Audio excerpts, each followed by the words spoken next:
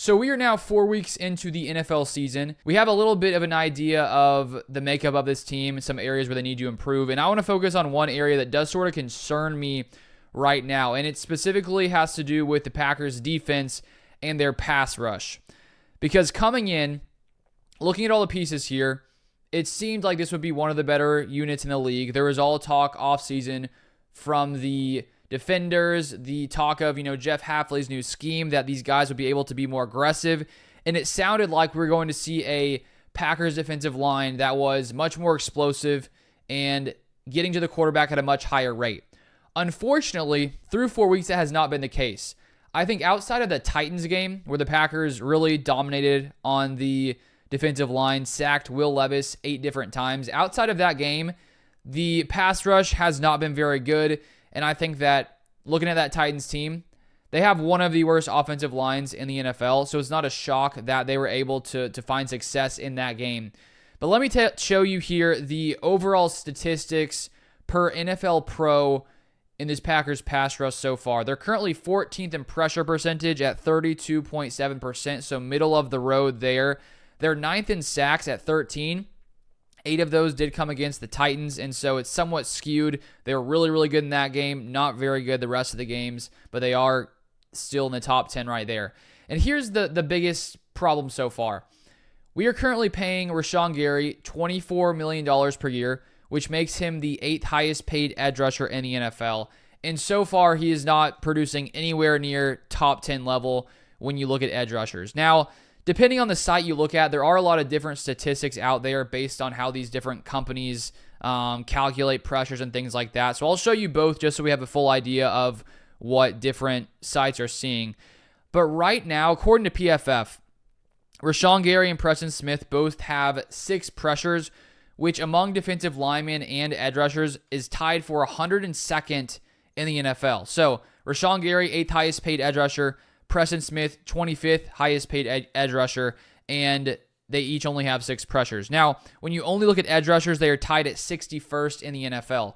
So when you're being paid as a top 10 edge rusher, you're producing, in the 60s. That's obviously not good. We need to see a lot more production from Preston Smith and Rashawn Gary. They have been pretty quiet, I would say, most of the season. Rashawn Gary hasn't really shown up too much in these games.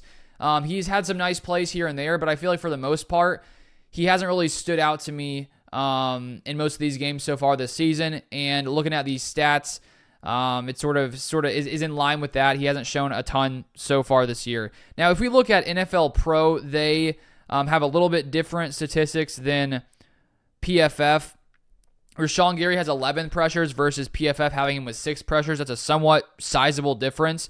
But even if you go with NFL Pro's pressures for Rashawn Gary, he would still rank 47th in pressure percentage among edge rushers and defensive linemen. So even if it's not as bad as PFF says it is, it's still not very good for Rashawn Gary. Same with Preston Smith, who among defensive linemen and edge rushers, and I believe linebackers as well, would be 74th in the NFL. So regardless of where you look and what your eyes are telling you so far this season, the Packers edge rusher group has not been very good, not been very productive. The pass rush has not been very productive. And so that is a problem here, because to have a good defense, it starts with your pass rush, because if your pass rush can't get home, the secondary has a much harder time. They have to sit back there. It gives the quarterback a lot of time to allow his receivers to get open. And so with this pass rush, not really being able to affect Sam Darnold this past week, that allowed them in the first half to really get things going, allow the receivers to have more time to get open. And so that's something that needs to be fixed, needs to be cleaned up. If this is sort of what we see for the whole season,